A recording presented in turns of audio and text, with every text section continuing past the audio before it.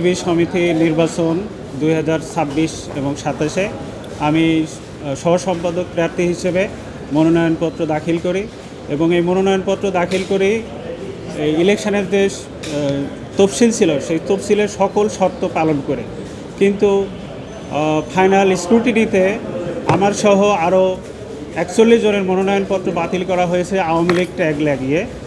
তো বাংলাদেশ আওয়ামী লীগ বাংলাদেশের কোনো নাম সর্বস্ব কোনো রাজনৈতিক দল না, যে দলের নেতৃত্বে বাংলাদেশ স্বাধীন হয়েছে এবং 5-6 বার বাংলাদেশের সরকার গঠন করেছে। তো বাংলাদেশের একটা বৃহৎ জনগোষ্ঠী এই রাজনৈতিক আদর্শ ধারণ করে, রিপ্রেজেন্ট করে। বাংলাদেশের একজন নাগরিক হিসেবে এটা আমার মৌলিক অধিকার এবং মানবাধিকার।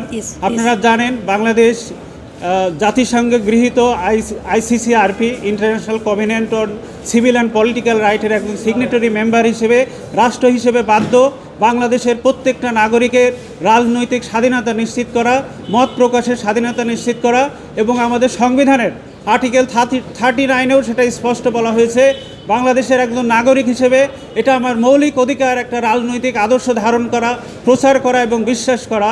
কিন্তু একটা পেশাজীবী সংগঠন বাংলাদেশ সুপ্রিম কোর্ট আইনজীবী সমিতি দেশের সর্বোচ্চ একটি পেশাজীবী সংগঠন, এই সংগঠনের সদস্য হিসেবে আমি গর্বিত।